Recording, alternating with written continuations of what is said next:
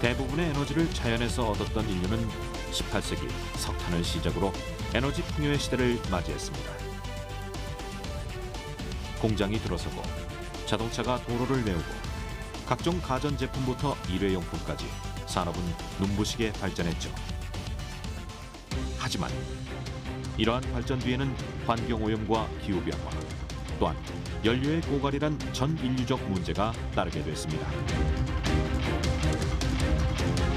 원유는 이렇게 제한될 수밖에 없는 자원인데 이렇게 소중한 자원이 현 세대에 우리만 사용하고 후세한테 남겨주지 않는다 그러면 우리 인류학적으로 봤을 때는 우리의 커다란 잘못 중에 하나죠.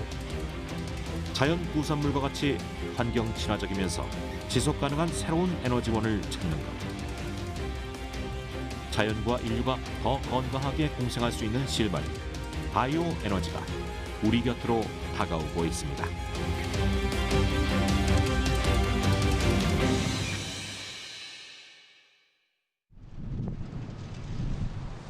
화석처럼 수억 년 전에 형성돼 지금까지 지하에 묻혀 있는 연료. 우리는 이들을 화석연료라고 부릅니다. 오늘날 인류는 이 화석연료의 종류인 석탄, 석유, 천연가스로부터 대부분의 에너지를 얻고 있죠. 2018년 기준 전 세계 에너지 소비 구조를 보면 석유 33.6%, 천연가스 23.9%, 석탄 27.2%, 그리고 원자력, 수력, 재생에너지가 각각 10% 미만을 차지하고 있는데요. 2019년 세계는 하루에 1억 배럴의 석유를 소비했고 2000년의 사용량이 약 8천만 배럴 수준이었으니 20년 만에 세계 석유 소비량이 25% 증가한 것입니다. 이처럼 화석연료에 대한 의존도가 높아지면서 덩달아 화석연료의 고갈에 대한 두려움도 피할 수 없게 됐는데요. 지하에 매장된 연료의 양은 정확히 알 수 없지만 분명한 건 새로운 화석연료가 생성되려면 엄청난 시간이 걸리고 현재 세계는 생성되는 화석연료보다 매일 훨씬 많은 양을 소비하고 있다는 사실이죠. 화석연료를 대체할 수 있는 새로운 에너지원을 개발해야 하는 이유이기도 합니다. 화석연료의 무분별한 사용은 환경오염 물질과 온실가스 배출이란 필연적인 문제도 직면하고 있습니다.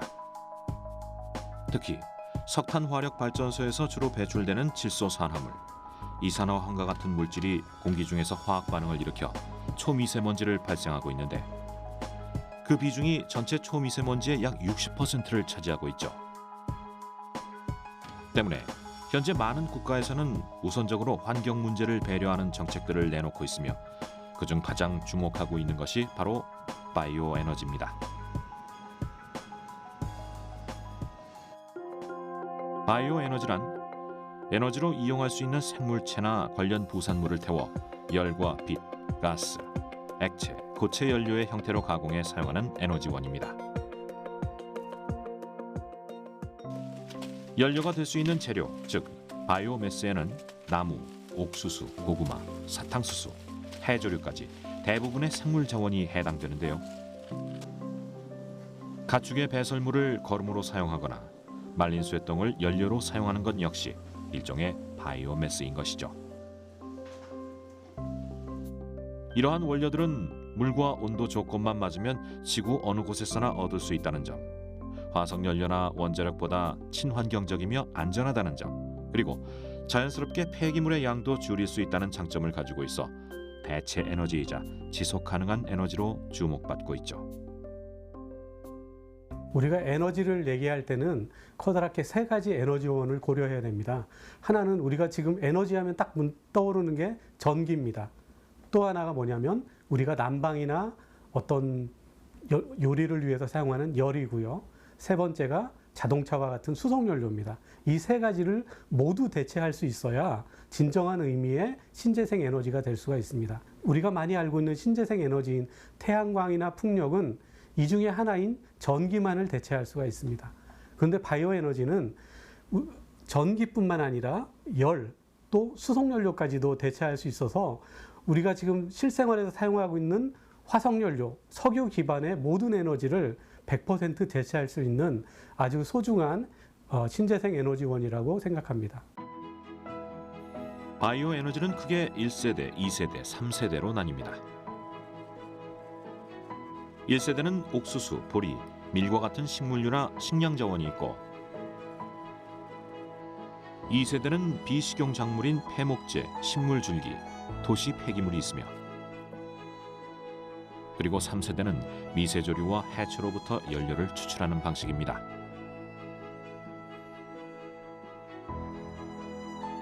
아직까지 전 세계에서는 1세대인 식량 자원을 바이오매스로 가장 많이 사용하고 있지만 곡물의 가격 상승과 도시화로 인한 경작지 감소, 또한 식량을 에너지로 사용하는 데에 따르는 생태적, 윤리적 문제점이 꾸준히 거론되고 있죠.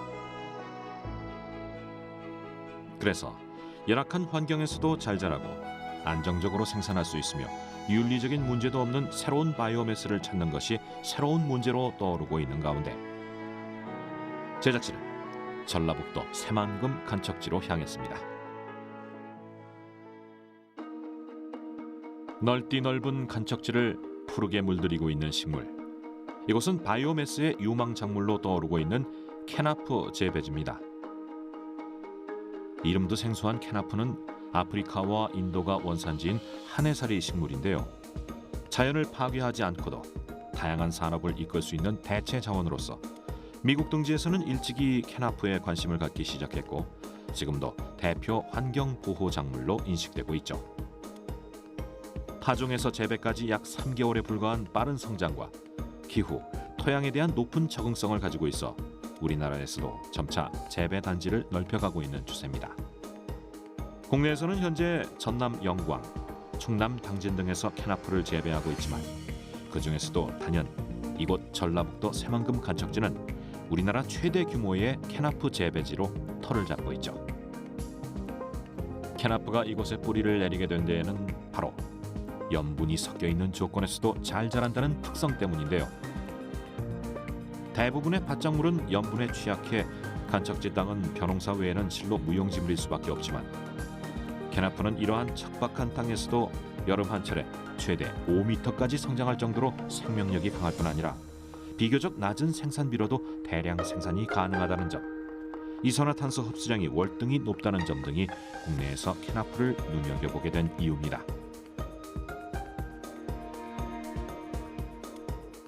다양한 바이오매스를 간척지에 재배할 수 있도록 품종을 육성 연구하고 있는 전북농업기술원을 찾았습니다. 이곳에서는 지난 2010년부터 논, 밭, 간척지에 맞는 다양한 재배법과 체계를 만들어 캐나프를 보급할 수 있는 키트를 마련하고 있는데요. 아프리카에서 건너온 캐나프를 자식처럼 키우고 있는 이른바 캐나프 아버지 강찬호 박사를 만났습니다. 간척지에서 잘 자랄 수 있는 강한 품종이 없었던 당시 그 숙제를 풀기 위해 새로운 품종을 개량한 주인공이기도 하죠. 여기는 실내에서 지금 캐나프 계통별로 내염성 지금 보면 차례차례로 염이 강화됐을 때 생육 반응을 하는 과정하고 세대 단축이라고 해서 온도를 높일 수가 있기 때문에 겨울에도 여기에서 꽃을 피우고 새로운 그 계통 하나를 품종을 얻어내는 그런 작업을 주로 온실에서 진행을 시키고 있습니다. 어떠한 식물이 교배를 통해 새로운 품종으로 탄생하기까지는 보통 9세대 이상의 선발 과정을 거치게 됩니다.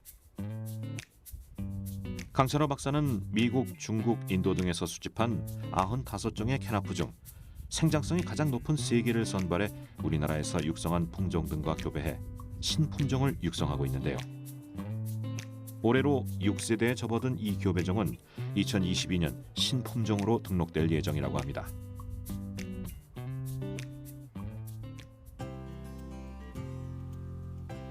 생물 자원이 우수한 에너지 자원으로 활용될 수 있는지 판단하기 위해서는 안정적인 생육과 에너지 열량, 낮은 생산비, 미세먼지 저감까지 여러 가지 능력을 따져봐야 합니다. 더불어 이곳 연구소에서는 간척지에 대한 적응력과 환경을 위해 비료나 퇴비의 사용을 최소화해도 일정 수준의 생산성을 유지할 수 있는지까지 아주 깐깐하게 검토하고 있는데요. 이 많은 관문을 통과한 캐나프의 강인함을 소개하자면 간척지 재배에서 가장 중요한 부분은 내습성과 내염성입니다.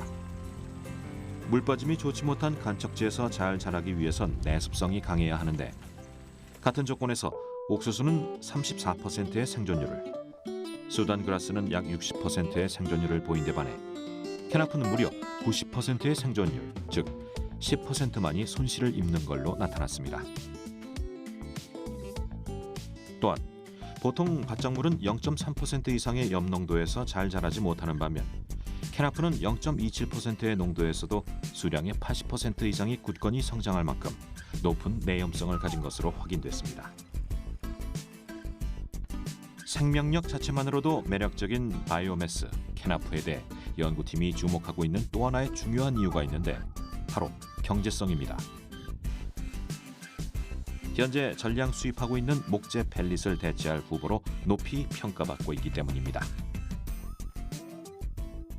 산림에서 그 수목을 채취를 해가지고 우드 펠레타 하는 데는 상당한 경제적 부담이 따르게 됩니다. 왜냐하면 산에서 이동을 해와야 되고 또 이동된 것을 다시 펠렛화 해가지고 만드는 공장으로 다시 또 운송을 해야 되고 하는 부분이 좀 경제성 부분에 있어서 수입품과의 경쟁력을 갖추기가 좀 힘든데 캐나프 같은 경우는 밭에서 재배를 하기 때문에 계획해서 생산하는 게 가능하고 또 접근성이 굉장히 좋아서 그런 면에서 보면 상당한 그 경제적인 우위를 확보할 수 있는 가능성이 굉장히 높습니다.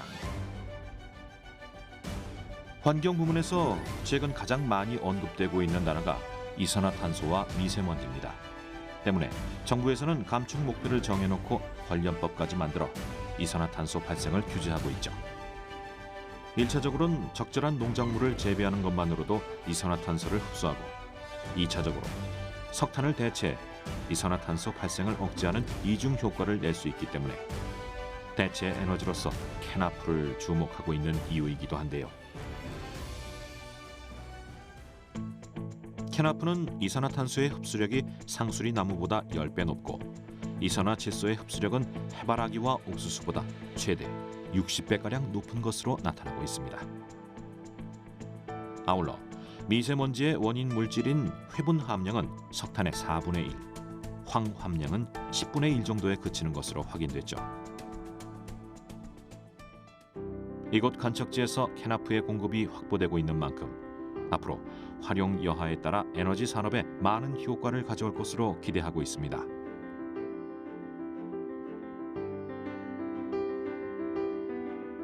우리나라에는 신재생에너지 공급 인증서라는 제도가 있습니다. 500메가와트 이상의 대규모 발전 사업자가 총 발전량의 6%를 태양광 등의 신재생에너지로 발전해 공급해야 하는 제도를 말하는데요. 자체 생산한 재생에너지 발전량이 부족하면 다른 소규모 사업자로부터 구매해 의무량을 채워야 하고 이를 충족하지 못하면 과징금을 물어야 하는 제도죠. 대규모 발전 사업자가 재생에너지를 생산하기 위해선 비용이 들어가기 때문에 정부에서 보조금을 지원하고 있지만 현재 우리나라 에너지 관련 법령에는 보조금을 지원하는 바이오매스를 목재 펠릿으로 한정하고 있어 캐나프와 같은 초본계 바이오매스 자원의 에너지 이용 진입이 어려운 상황이기도 합니다. 목재 펠릿과 같은 목질계 이외에도 초본계, 과실계, 해양계까지 우리나라도 국제 표준에 발맞춘다면 캐나프와 같은 원료가 더 빛을 발할 수 있지 않을까요? 우리나라도 국제적인 추세라든가 이런 부분들을 따르기 위해서 새로운 산업 부분을 활성화하기 위해서도 이런 REC 부분을 초본계까지 확대하는 이런 규제 개선이 꼭 이루어질 것으로 생각이 됩니다. 해외 부분에서 그 주로 목재 산업 위주로 해서 우드 펠렛 부분이 만들어져 진행시키고 있기 때문에 초본계를 에너지로 전환하는 부분에 관한 것들은 활발하게 진행이 되지 않고 있습니다. 따라서 우리나라가 좀 독자적으로 이런 부분에 대한 것들 우리나라 그 지역적인 환경에 의한 수요 부분이 그런 부분을 촉발할 수 있는 요인들이 많기 때문에 우리나라가 그 선진 부분으로 갈 수 있는 그런 분야도 개척이 될 수 있는 여지가 충분하다고 그렇게 생각이 됩니다. 목재 펠릿의 좋은 대안이 될 수 있는 캐나프 펠릿 제조 과정도 간단히 살펴보죠. 캐나프 분말을 기계에 넣으면 건조와 불순물 제거, 압축 등의 과정을 거친 후 길이 3cm 내외의 펠릿으로 완성되는데요. 바이오 에너지로서 열량을 결정짓는 펠릿 제조의 중요한 요소는 무엇일까요? 펠렛 자체를 캐나프 펠렛을 만들 때 수분 조건이 굉장히 중요한데요. 15% 이상이 되면 경도가 제대로 유지되지 않고 모양이 제대로 만들어지지 않는 그런 펠렛이 형성이 되고, 수분 함량이 12% 이하가 되면 이 자체가 성형이 안 됩니다. 그래서 가루 형태가 나오게 되는데, 그래서 수분 함량을 12 내지 15% 정도로 유지를 해가지고 펠렛을 생산하게 되면 이렇게 완전한 형태의 펠렛이 만들어지게 되고, 여기는 일체의 접착제라든가 이런 걸 투입하지 않고도 이렇게 그 캐나프 펠렛은 만들어질 수가 있습니다.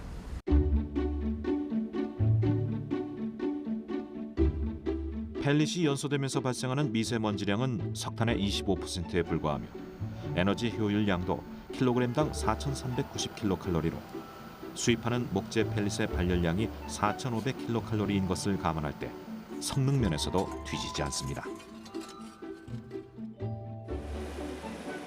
캐나프는 인간뿐 아니라 가축에게도 그 이로움을 아낌없이 내주고 있습니다.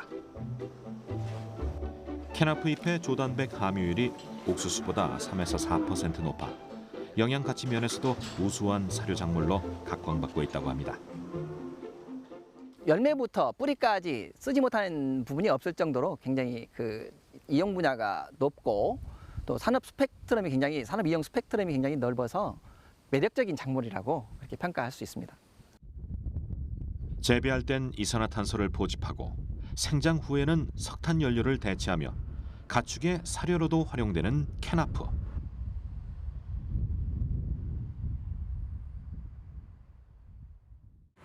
캐나프를 차세대 에너지원으로 주목하고 있는 또 다른 연구팀, 국립환경대학교를 찾았습니다. 이곳에선 캐나프의 에너지 고밀도화에 관한 연구를 수행하고 있는데요. 목재 펠릿을 대체하거나 원유로서의 자격을 갖추기 위해선 에너지, 즉 열량의 밀도를 상대적으로 높여야 하기 때문이죠. 발전용 목재 펠릿의 보완제로, 원유에 대응할 수 있는 고열량의 오일로 캐나프가 가진 산업 가치에 희망의 청신호가 켜졌습니다. 초본 식물인 캐나프는 에너지원으로서 에너지 밀도가 상대적으로 우드 펠렛보다 낮습니다. 그래서 펠렛이라든지 원유 형태의 고밀도화 후 에너지원으로 활용이 가능한지에 관한 연구를 수행 중에 있습니다. 현재까지는 그 결과에 의하면 캐나프 펠렛은 현재 발전용 우드 펠렛의 보완제, 즉 일부 대체제로서 열량이 충분하고, 캐나프 오일의 경우는 지금 현재 우리가 사용하고 있는 원유에 준하는 특성을 보이고 있는 것으로 결과가 도출되었습니다. 에너지 수입 의존도가 무려 93.5%에 이르는 우리나라에서 에너지 전환의 패러다임을 제시한 연구팀. 캐나프에서 어떻게 오일을 추출할 수 있을지 그 과정을 따라가 보겠습니다. 캐나프에서 오일을 추출하기 위해서 반응기에 분쇄된 캐나프와 용매제인 물을 혼합시켜 화학 반응을 일으켜야 합니다. 이때 반응기 온도는 250도에서 350도로 가열합니다.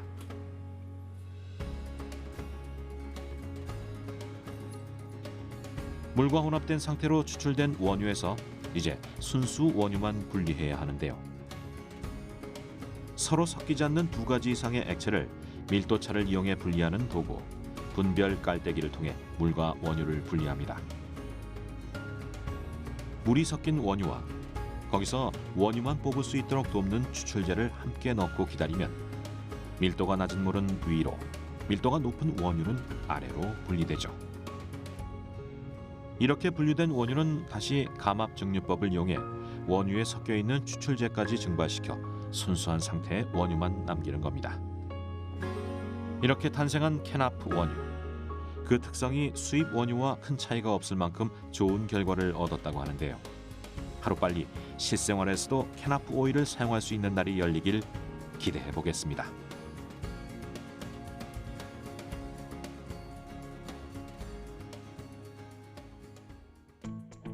이산화탄소 배출량 세계 7위.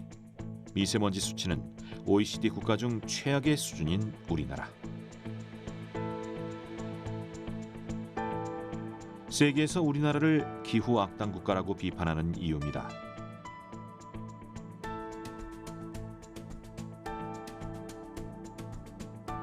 때문에 현재 정부는 차량용 경유에 3%의 바이오 디젤을 의무적으로 섞도록 하는 수송용 연료 의무 혼합 제도를 시행하고 있는데요.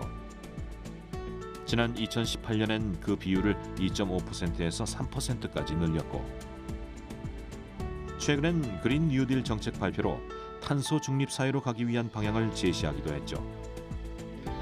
에너지 자립은 물론 온실가스 저감을 위해서라도 친환경 에너지 전환이 시급한 지금, 각계에서는 다양한 바이오매스를 더 적극적으로 활용해야 한다는 목소리를 높이고 있습니다.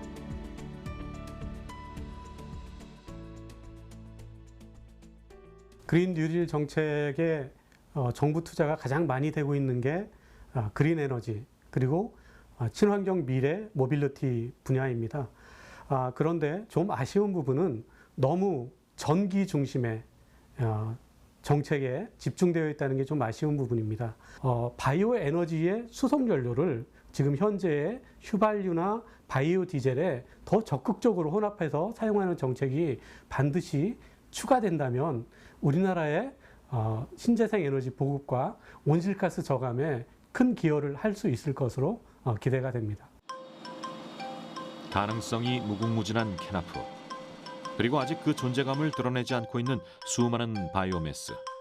이들의 가장 큰 장점은 그 자체가 자연물이기에 찌꺼기까지 모두 다시 자연으로 돌아갈 수 있다는 겁니다.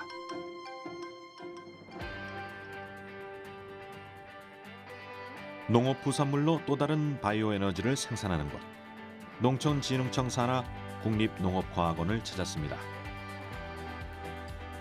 왕겨나 볏짚, 목재 부산물, 그리고 캐나프와 같은 모든 식물 바이오매스를 활용해 바이오차를 만드는 연구팀인데요. 바이오차라고 해서 마시는 친환경 차인가라고 생각하실 수 있지만, 이것은 바이오매스와 수채 합성으로서 탄소 감옥 또는 천연 스펀지라는 별명을 가지고 있는 친환경 소재입니다. 이 농업 부산물로서 보면은 감벌재라든지 전년가지, 옥수수대, 콩대 또는 왕겨, 이와 같은 소재를 가지고 공기가 없는 조건에서 약 450도에서부터 800도씨 그 범위 안에서 열분의 시스템을 돌리게 되면 바이오차가 생성이 됩니다. 그 바이오차는 기후변화 대응 탄소 격리뿐이 아니라 온실가스 저감이라든지 또는 농업 생태계에서 비점 오염은 저감이라든지 이런 토양 개량제로서 이렇게 다양하게 쓰이고 있습니다. 우리나라 토양은 70년대부터 식량 증식 위주의 농업 정책에 따라 화학 비료를 과다 사용해 왔습니다. 염류의 과잉으로 인해 토양의 산성화가 심각한 수준이죠. 이곳 포장에서는 화학 비료 대신 왕겨로 만든 바이오차에 돈분 퇴비, 비료 성분 등을 혼합한 바이오차 펠릿을 사용해 벼를 키우고 있는데요. 벼의 성장 테스트 결과 화학 비료 대비 절반의 바이오차 펠릿으로도 성장 속도에서는 차이가 나지 않았다고 합니다. 또한 온실가스 포집 챔버를 통해 이산화탄소량을 측정했는데 이산화탄소량이 저감된 것을 알 수 있었습니다. 비료를 50%를 작게 줘도 된다는 거죠. 많이 들어가면 많이 나오게 돼 있습니다. 그러니까 적게 집어넣고 그러면 적게 집어넣으면서 작물 생명은 변함이 없고 그리고 수량도 차이가 없다면은 그리고 오염도 발생이 되지 않으면 그거보다 더 좋은 게 어디 있습니까, 그죠? 산성화된 토양을 알칼리로 중화하고 더불어 비료의 역할까지 톡톡히 하는 신개념 물질 바이오차. 공장에서는 가공 계분과 왕겨수 그리고 나무 수친 바이오차를 혼합해 만든 바이오차 펠릿을 활용해 대량의 비료를 생산하고 있는데요. 현재 토양 속 많은 유기물에서 발생하는 탄소는 자연스럽게 산소와 결합해 대기 중에 이산화탄소를 내뿜지만 바이오차는 산소가 없는 과정에서 미리 열분의 과정을 거쳐 탄소로 전환시키기 때문에 결과적으로 이산화탄소를 내뿜지 않아 이미 많은 선진국에서는 혁신적 탄소 저감 기술로서 상업화가 활발히 이루어지고 있습니다. 특히 완결하는 바이오매스는 질소를 잡아주고 목재는 인을 잡아주기 때문에 용도에 따라 성분을 적절히 혼합해 천연 퇴비를 만들 수 있다는 것도 장점이죠. 바이오차 펠렛형 비료를 사용하였을 경우 농가들의 반응은 작물 생산성 향상이라든지 토질 개선이 됨으로써 경제성이 높아지는 분야에서 여러 가지 효과를 보이고 있습니다. 토양과 대기도 살리고 작물의 품질도 높이고 쓰레기까지 해결하는 일석삼조의 바이오차. 농작 부산물뿐만 아니라 하수 찌꺼기, 음식물 쓰레기 등 다양한 폐기물을 재생에너지로 전환할 수 있다는 점에서 그 활용 가치를 높일 필요가 있는데요. 아직은 생소한 이 흑색 바람이 새로운 녹색 혁명으로 나아갈 수 있길 기대해봐도 좋을 것 같습니다.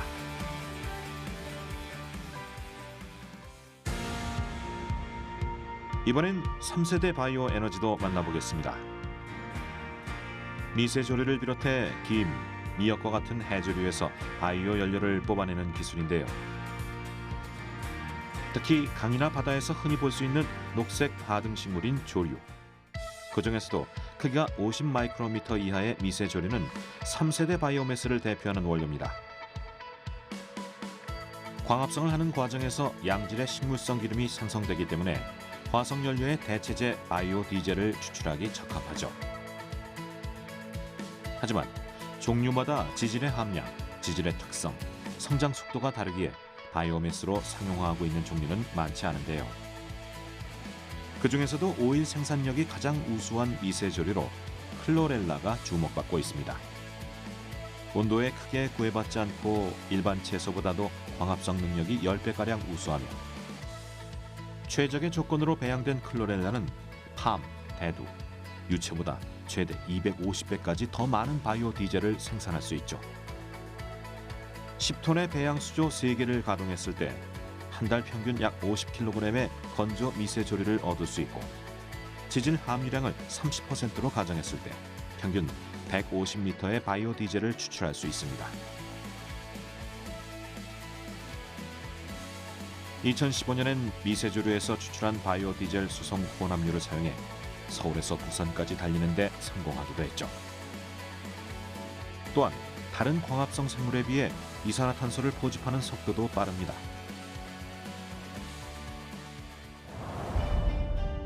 하지만 이처럼 높은 잠재력을 가지고 있음에도 불구하고 미세조류 바이오 디젤의 상용화는 그리 순탄치만은 않습니다. 수온과 빛에 민감한 미세조류의 특성상 대량 생산에 대한 과제, 석유와 경쟁하기엔 턱없이 높은 생산 단가를 낮춰야 한다는 점 등이 발목을 잡고 있죠. 다양한 분야의 연구 인력과 폭넓은 네트워크 그리고 정부의 지원이 필요할 때입니다. 산업혁명 시대에 연료했던 석탄이 석유로 대체되기까지는 100년이 넘는 시간이 걸렸습니다. 그로부터 또 100여 년이 지난 지금 우리는 다시 에너지 전환 시기를 맞이하고 있죠.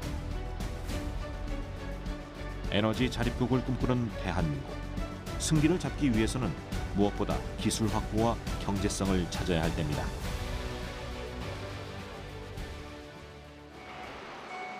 캐나프와 미세조류와 같이 바이오매스를 직접 생산해서 에너지를 얻는 방법이 있지만 버려지는 폐기물에서도 바이오 에너지를 얻을 수 있습니다. 음식물 쓰레기와 폐수, 커피 찌꺼기, 폐식용유와 가축 분뇨까지 버려지는 쓰레기들도 사실은 아주 중요한 생물 자원이죠.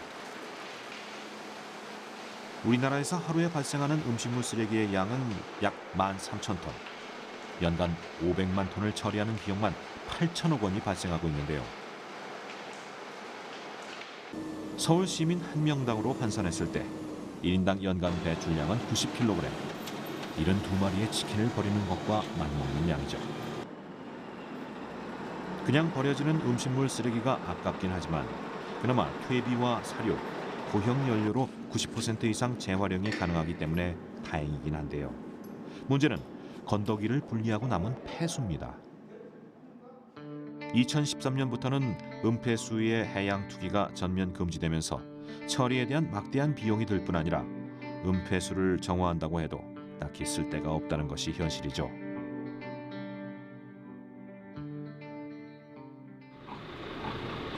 또한 전국에서 배출되는 가축 분뇨도 골칫덩어리 중 하나입니다.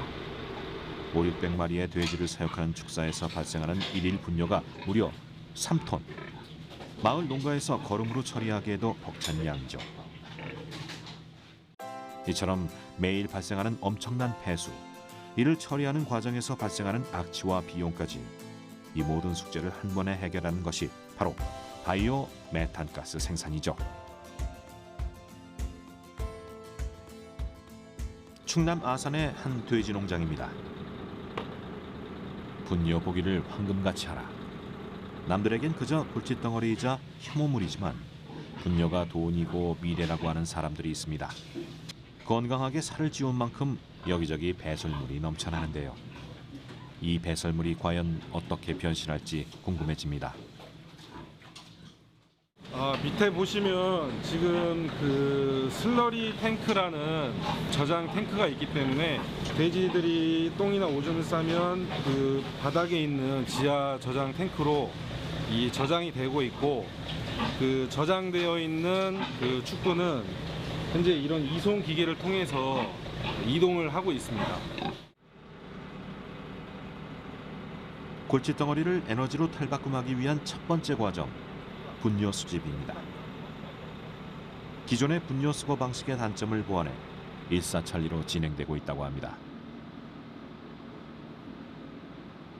예전에는 퇴비장을 운영을 하려면 고액 분리라는 그 장치를 이용을 해야 되는데, 이 분과 요를 분리를 하는 과정입니다. 근데 그 과정에서 굉장한 악취가 발생을 하였고, 또한 그 분리된 분을 퇴비장에다 보관을 하면서 또한 또 엄청난 악취가 많이 생겼는데, 이 원수 그 자체를 100% 수거를 해가기 때문에 이제 퇴비장에 퇴비는 없고 그냥 깨끗한 상태를 유지를 하고 있습니다. 2, 3일에 한 번씩 분뇨를 수거해가는 덕에 가축은 더 청결한 보금자리를, 농장주는 분뇨 처리에 대한 숙제를 덜게 됐는데요.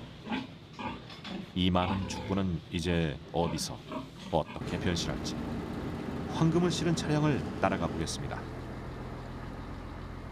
재생에너지로서 그 가치를 인정받고 있는 가축 분뇨, 유기성 폐기물의 에너지 자원화 사업을 선도하고 있는 또 다른 바이오매스라고 할 수 있죠. 이곳에선 가축 분뇨나 은폐수에서 바이오 메탄가스를 생산하고 있습니다. 수거한 유기성 폐기물은 먼저 저장소로 이송돼 1년의 전처리 공정을 거친 다음 다시 혐기성 소화조로 옮깁니다. 가스를 만들기 위한 발효 공정이 이루어지는 과정인데요.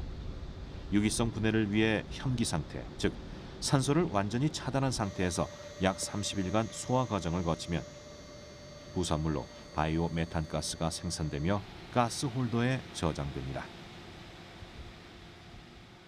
생산되는 바이오가스는 이곳에 포집이 되고 있고요. 이 포집된 바이오가스를 도시가스를 생산하는 설비를 통해서 일반 가정 4인 가구 기준으로 했을 때 10년에 500가구에서 600가구 정도의 도시가스 공급할 수 있는 물량을 생산해내고 있습니다.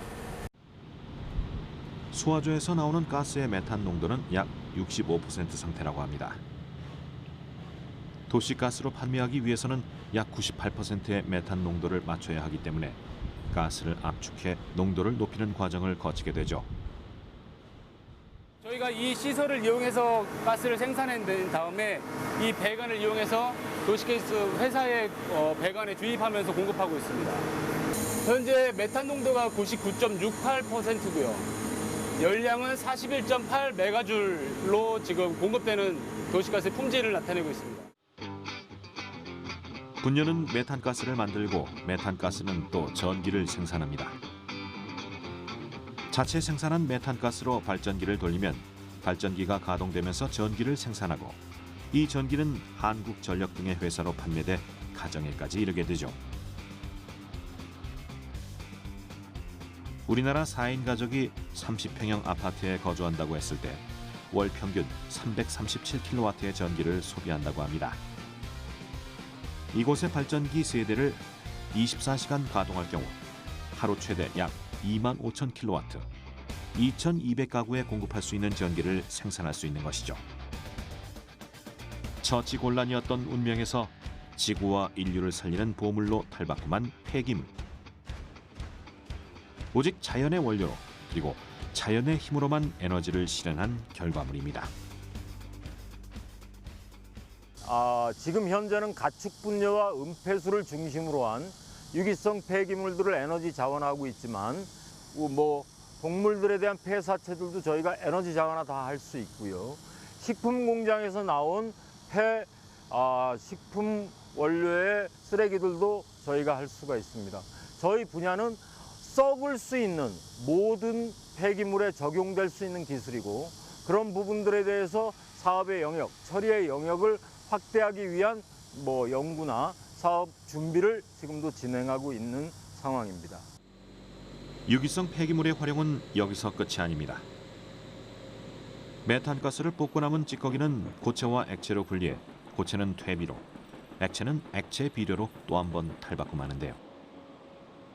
60일간의 부식 기간을 거친 퇴비는 일정 규격으로 포장돼 비료 지원 사업이나 직접 판매를 통해 부가 수입을 올릴 수 있고 액체 비료 역시 생물학적 공정을 거친 후 농가에 무상으로 지원하고 있습니다. 이 액비를 씀으로써 이제 비용이 절감되고 비료 살포하는 시간이나 이런 것도 이제 여기서 다 뿌려지니까 그것도 절감되고 토양은 좋아지지요. 유기질 비료라고 할까? 화학 비료보다는 이게 한결 토양에 좋은 걸로 알고 있습니다. 이렇게 비료까지 생산한 후 제 역할을 다하고 남은 폐수는 이제 역삼투압 방식으로 정화를 거친 후 깨끗한 물로 하천에 방류되는 것입니다. 아이오 에너지의 일련의 과정은 이렇듯 자원의 선순환이란 의미가 담겨 있습니다.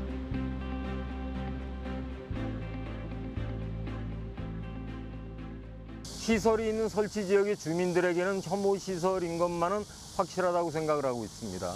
저희에서도 마찬가지로 이 지역 주민들이 1년 반 동안을 길을 막고 설치를 못하게 반대했습니다. 주민들을 1년 반 동안 설득해서 저희는 주민들과 함께 합작 법인을 만들어서 유리온실을 가지고 친환경 농업을 하는 법인을 만들어서 지속적인 마을에 수익을 창출하자는 제안을 했습니다.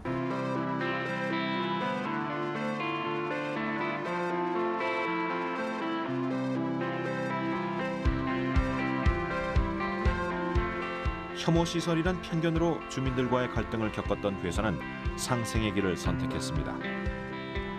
그 방법이 바로 주민들이 부가소득을 창출할 수 있도록 유리온실을 설치하는 것이었죠. 또한 메탄가스와 전기를 생산하고 남은 폐열을 무상으로 공급하는 방법이었습니다. 회사와 주민들의 합작으로 무럭무럭 자라는 작물들은 지금 또 다른 부가가치를 낳고 있죠. 처음에 설립할 때는 주민들이 많이 반대했어요.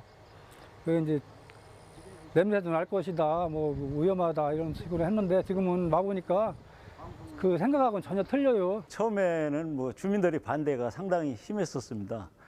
그러나 이제 점차 그 회사에서 많은 노력으로 이제 환경이 좋아지고 해서 현재는 마을하고 합작 법인 메가팜이라는 합작 법인을 설립해서 그 유리온실을 운영하고 있고요. 폐기물을 바이오매스로 사용하고자 한 작은 시작이 낳은 엄청난 결과물. 이 나비 효과는 모두가 혐오하는 가축분과 음식물 쓰레기로부터 출발한 겁니다.